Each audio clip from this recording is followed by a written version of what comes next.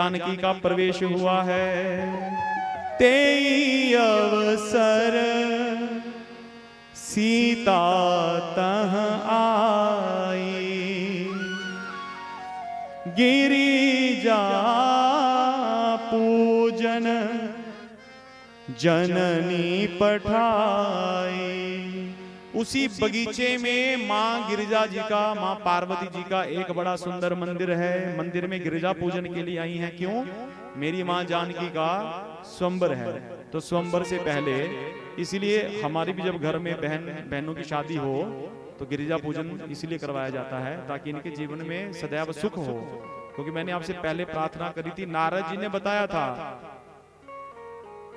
जब माँ पार्वती जी का जन्म हुआ तो माँ मैना को कहा था, माँ आपकी पुत्री के चरणों में प्रार्थना करके पतिव्रत धर्म का पालन करने वाली स्त्रियों को बल मिलेगा। तो माँ गिरिजा जी का पूजन करने आई हैं। और बतावें, जब ही माँ गिरिजा जी का पूजन करने आई हैं तो हमारी माँ जानकी ने एक बार भी नहीं कहा है कि मुझे ऐसा वर चाहिए, मुझे वैसा वर चाहिए। कहा, माँ जो मेरे भाग्य में है, जो मेरे भाग्य में है और जो मेरे लिए उपयुक्त है, आप वैसी कृपा कीजिए। हम भगवान के आगे जाएंगे तो क्या कहेंगे? प्रभु हमें ये दे दीजिए, हमें वो दे दीजिए। लेकिन यहाँ इस प्रसंग से हमें ये मिलता है, हमारे ठाकुर जी को सब पता है आपको कितना चाहिए, क्यों चाहिए, कैसे चाहिए, कहां चाहिए और कब चाहिए। क्यों, कितना, कैसे और कब, ये हमारे ठाकुर जी पहले ही जानते हैं।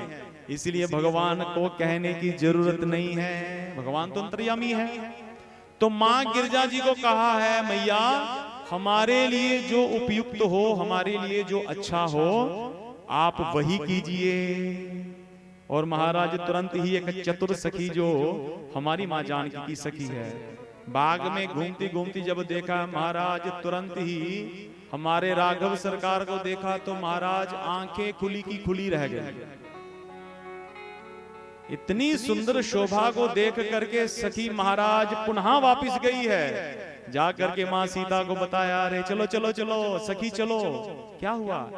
अरे बाग में वही दो युवकाएं हैं। कौन? अरे जिनके पीछे पूरी जनकपुरी के लोग दीवाने हुए पड़े हैं, आज घूमते घूमते इस बाग में आए हैं, चलो चलो उनका दर्शन करो। अरे बताओ बताओ वो कैसे लग रहे हैं? सब सखियां पूछ रही हैं वो कैसे लग रहे हैं। बोलते नहीं, ये मैं नहीं बता सकती। क्यों? जिन्होंने देखा है वो बता नहीं सकती, और जो बताना चाह रही है उसने देखा नहीं है। माने आंखों ने देखा है लेकिन आंखें बता नहीं सकती वो कितने सुंदर है। और जीवा अगर बताना चाह रही है तो जीवा ने तो देखा ही नहीं है। तो जैसे एक बार एक व्यक्ति कहीं से गुजर रहा था, बड़ा सुंदर एक आम का बगीचा था। सुंदर आम को देखा महाराज, उसका देखते ही आम को खाने का मन करा। अच्छा, आंखों ने देखा लेकिन आंखें उस आम तक गई नहीं। गया कौन? आंखें नहीं गई, आंखों ने खाली देखा। तो गया कौन? पैर, पांव चल के गए ना, पांव। अच्छा, जिसने देखा वो गया नहीं, और जो गया उसने आम को तोड़ा नहीं। तोड़ा किसने? हाथ ने। जिसने देखा वो गया नहीं और जो गया उसने तोड़ा नहीं। अच्छा, जिसने तोड़ा उसने चखा नहीं। चखा जीव ने। अच्छा, जीव ने अगर चखा, उसका स्वाद लिया, आनंद से हो गया काम। इतने में महाराज बाग का मालिक वहां पे आ गया। एक डंडा पकड़ा महाराज और एक उसकी पीठ पे धरा। तो जिसने देखा वो गया नहीं, जो गया उसने तोड़ा नहीं, जिसने तोड़ा उसने चखा नहीं, जिसने चखा उसने स्वाद नहीं लिया, और जिसने स्वाद लिया वो आराम से बैठ गई। और फिर जिसने पीठ पे मार खाई उसका क्या दोष था? तो फिर अब पीठ पे मार पड़ी तो जो जिसको मार पड़ी तो क्या वो रोया? रोया कौन? रोई आंखें। तो ये प्रसंग कहता है आंखों से ही हम जिस दोष को देखते हैं फिर इन्हीं आंखों को ही पछताना पड़ता महाराज, चाहे घूम घूम करके। ये प्रसंग है ज्ञानवर्धक। तो सखी कह रही है कि मैंने देखा है लेकिन मेरी आंखें बता नहीं सकती हैं।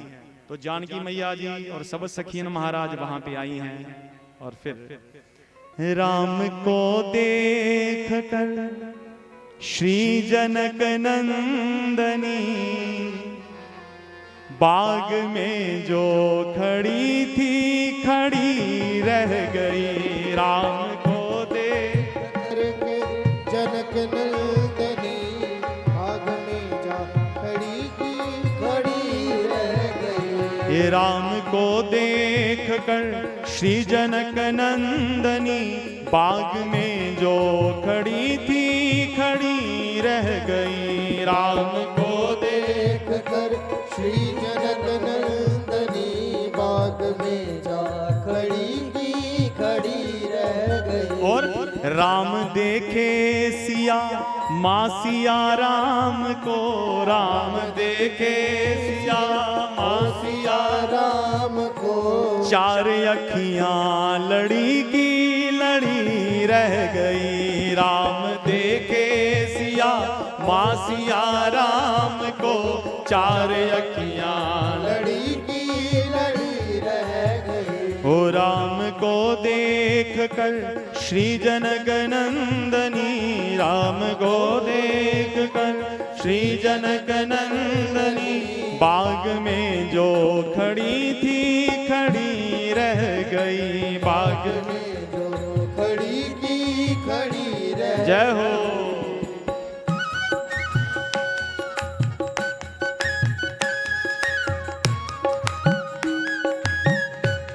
आनंद से ताली सेवा करते हुए दर्शन करिए छवि का। जय हो।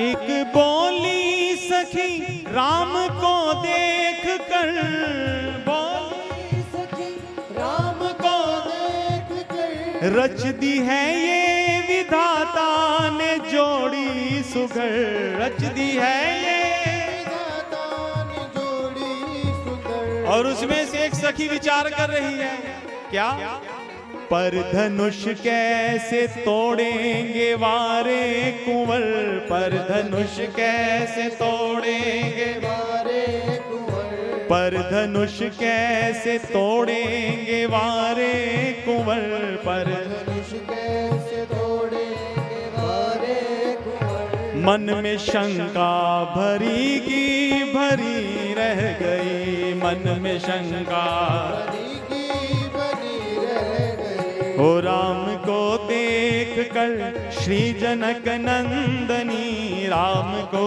देख कर श्री जनक नंदनी बाग में जो खड़ी थी खड़ी रह गई। बाग में जा खड़ी की खड़ी रह गई।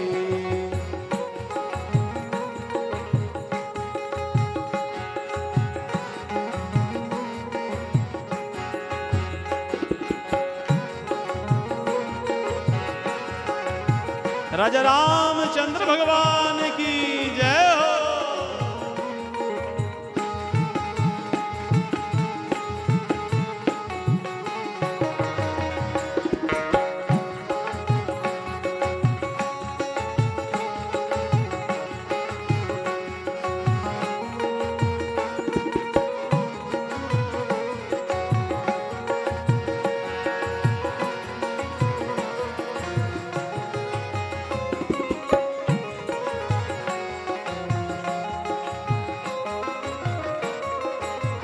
एक सखी शंका कर रही है कि ये भी बच्चे हैं, ये धनुष को कैसे तोड़ेंगे।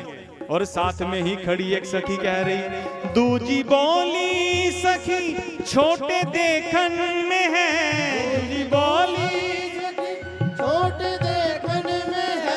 दूजी बोली सखी छोटे देखन में है, बोली सखी छोटे देखन में है, पर चमत्कार इनका नहीं जानती, पर चमत्कार इनका नहीं जानती। क्या चमत्कार? एक ही बाण में ताड़का राक्षसी, एक ही बाण में ताड़का राक्षसी, गिर पड़ी फिर उठी ना गिरी रह गई। राम को देख कर श्री जनक नंदनी बाग में जो खड़ी थी खड़ी रह गई। ओ राम देखे सिया मां सिया राम को, राम देखे सिया और सिया राम को, चार अखियां लड़ी की लड़ी रह गई, चार अखियां लड़ी की लड़ी रह गई। और महाराज जब ही मेरी मां ने राघव सरकार का दर्शन किया है, दोनों के नेत्र खुले के खुले रह गए हैं, मानो उस नेत्र के ऊपर जो राजा निमि बैठे हैं। निमि, एक प्रसंग सुनिए बड़े गौर से। हमारी जो पलकें बार बार गिरती हैं, ये किसके कारण गिरती हैं? एक राजा निमि हुए हैं, महाराज जनक जी के पिता। तो राजा निमि एक बार बहुत बड़े यज्ञ का आयोजन किया, भगवती देवी के यज्ञ का आयोजन किया, और महामुनि वशिष्ठ जी को उस यज्ञ का आचार्य बनाया। तो अभी यज्ञ शुरू होना था, तो इतने में इंद्रपुरी से महामुनि वशिष्ठ जी को बुलावा आया, और इंद्र जी ने एक बड़े सुंदर यज्ञ का आयोजन किया। तो जो यज्ञ 1 महीने में खत्म होने वाला था, माने विश्राम होने वाला था, वो यज्ञ 6 महीने में विश्राम हुआ। तो इतने में जो राजा निमि हैं, उन्होंने महामुनि गौतम जी को बुला करके उस यज्ञ को पूर्ण करवा दिया। अभी महामुनि वशिष्ठ जब आए तो उन्होंने कहा कि यज्ञ के लिए मुझे बोला और करवा किसी और से लिया। बड़ा क्रोध आया, महाराज तुरंत ही श्राप दे दिया, जाओ आपके अभी प्राण निकल जाएं। तो राजा निमि के प्राण निकल गए। अब प्राण निकल गए तो भैया यज्ञ का इतना बड़ा आयोजन है, तो यज्ञ को पूर्ण कौन करवाए? तो महाराज जितने भी ऋषि मुनि थे वहां पर, कश्यप आदि सब ऋषियों ने राजा निमि के शरीर को संरक्षण करके रखा, माने संभाल के रखा, और उस शरीर को मंथा, जैसे मधानी से मंथे मंथा, उस शरीर से फिर एक शरीर और निकला जिसमें से राजा जनक की उत्पत्ति हुई है। इसलिए राजा जनक को विदेह राजा भी कहते हैं, माने बिना देह के हुए हैं। और इस जनकपुरी को मिथिला इसलिए कहते हैं क्योंकि मंथने से राजा जनक का प्रादुर्भाव हुआ है। और फिर जो राजा निमि थे, उनको देवी माँ की कृपा से वरदान मिला कि संसार में जितने भी प्राणी हैं, आप उनके नेत्रों में निवास करेंगे, उनके नेत्रों पर बैठ करके अनेकों नेत्रों से आप भगवान का दर्शन करिए। तो इसलिए जो बार बार आंखें झपकते हैं, ये राजा निमि बैठे हुए हैं।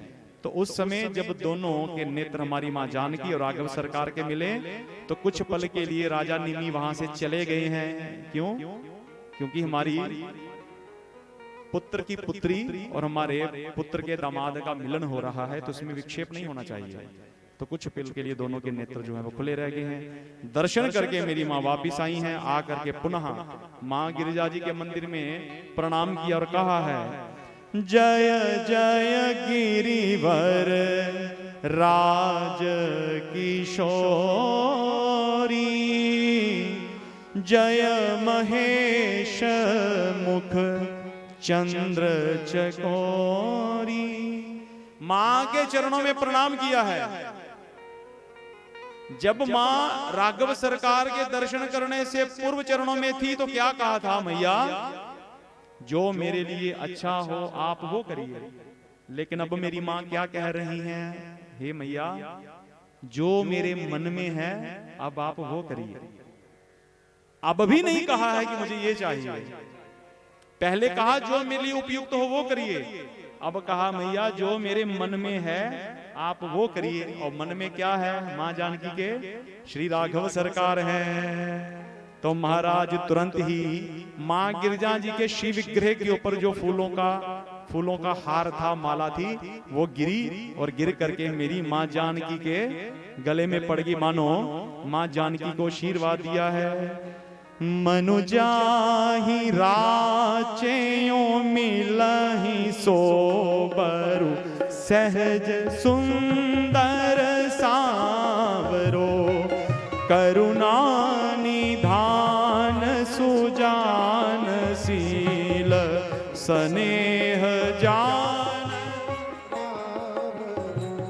एहि भांति गौरी असीस सुनी सिए सहित ही हर्षी चली तुलसी भवानी पूजिनी मुदित मन मंदिर हे तुलसी भवानी पूजी पुनि पुनि मुदित मन मंदिर जानी गौर अनुकूल सिए ही हर्षु न जाई कहे मंजुल मंगल मूल बाम अंग फरकन लगे।